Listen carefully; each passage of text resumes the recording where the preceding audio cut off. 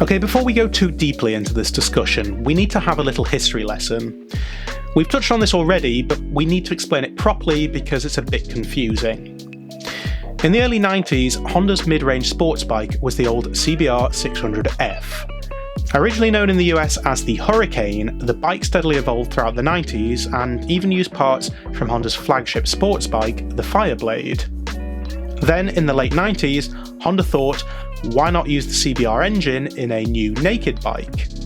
This bike, nicknamed the Hornet, easily outperformed the Suzuki Bandit and became one of the staple bikes on the high street, especially for those looking for their first big bike. The Hornet and the CBR650R sat alongside each other into the early 2000s, before the 600 sports bike category started to get very competitive, and the CBR required an upgrade.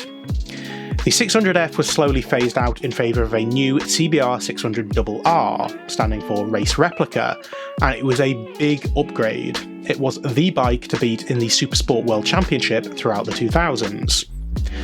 The Hornet, on the other hand, didn't need to be as sporty, but still continued to evolve using a detuned version of the RR's engine. But as we entered a new decade, the RR went off on a completely different path, and the Hornet was reinvented as a completely new version made in Italy for the European market. It wasn't even released in America, but alongside it, Honda launched a third version which they called the CBR600F. It still used a detuned version of the RR's engine, but for a short amount of time, Honda basically had the Race Replica CBR600RR, the Sports Tourer CBR600F, and the Naked CB600F, the Hornet. The thing is though, despite good reviews and decent sales, I even had one, the Italian Hornet and 600F only lasted a few years. New European licensing laws were coming into play and a whole host of new emissions regulations. So while the RR continued its evolution, the Hornet and the 600F were completely revamped into the CB650F and the CBR650F. Oddly though, Honda killed off the Hornet name. The CB650F was still the spiritual successor to the Hornet, but Honda decided it should no longer carry its nickname. We don't know why. This continued until even more emissions regulations came into play in Europe, and the 600 category started to look like it was going to go away, and many manufacturers started to turn towards twin-engined mid-range bikes instead. While the CBR600RR continued to sell for a short amount of time in Japan and Oceania only, it was eventually killed off to make way for its successor, which was already on the market, the CBR650R, essentially a midway point between the older F and the RR, but crucially still using a 650cc four-cylinder engine, as you'd expect from that bike's lineage. So the range went from 2 bikes to 3 and then back to 2. As well as the CBR650R, there was also a naked CB650R, but still it wasn't called the Hornet. We've reviewed both bikes on this channel and it begged the question, why isn't the CB650R called the Hornet? Well, that's because Honda just released a new Hornet, only it has nothing to do with the lineage that we've just described. We've ridden the new Hornet as well, which you can watch on this channel, and while we're still a bit confused, at least we now know what the differences are. You see, I think Honda realised the confusion they'd created and decided they needed to take the CB650R and make it into something new.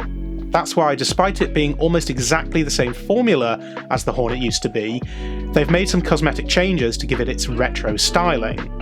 The Hornet always looked sporty, but the CB now doesn't, even though it still delivers sporty feel. The new Hornet, on the other hand, retains a lot of the styling cues that the Hornets of old used to have. And despite it now having a 750cc twin engine rather than the traditional 4-cylinder, it's all new and very torquey.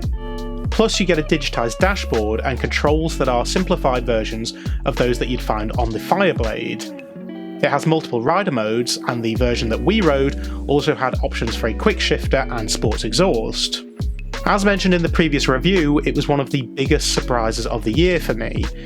It still feels a little bit weird that there exists a bike that is closer to what the Hornet used to be, it's just that it's cosplaying as a retro cruiser now. but the new Hornet really does feel like a Hornet for a new generation. And while the whole naming convention is a bit of a mess, while we've now ridden both, I sometimes feel like a grumpy old man moaning that, in my day, the Hornet was a 4-cylinder. So let's just cut to the chase, strip away all the nonsense, and help you decide which one is right for you. The CB650R is a beautiful bike. It's a classically cool looking thing, and it has a higher revving 4-cylinder engine that can make you feel like you're on a sports bike, but without the overly sporty look. The Hornet does have slightly less horsepower than the CB, but it's much torquier, and the max horsepower is at 9,500 revs, not 12,000 revs. Its power is much more usable than the 4-cylinder engine. It's much more technologically advanced too, with its connectivity to your phone, and much easier to switch between rider modes dependent on the condition. I'd argue that the Hornet is nowhere near as good looking, but I do think it's a more youthful looking bike. Both are very good to ride in different ways, however, I think I actually prefer how the Hornet feels on the road, but I much prefer the styling of the CB. Either way, the best advice I can give you is to test ride both of them, as they are both great bikes but have completely different feels. The only other advice I can give you though is whichever you choose, get the quick shifter.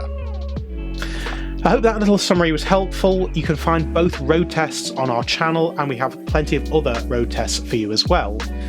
So until next time, we'll see you later.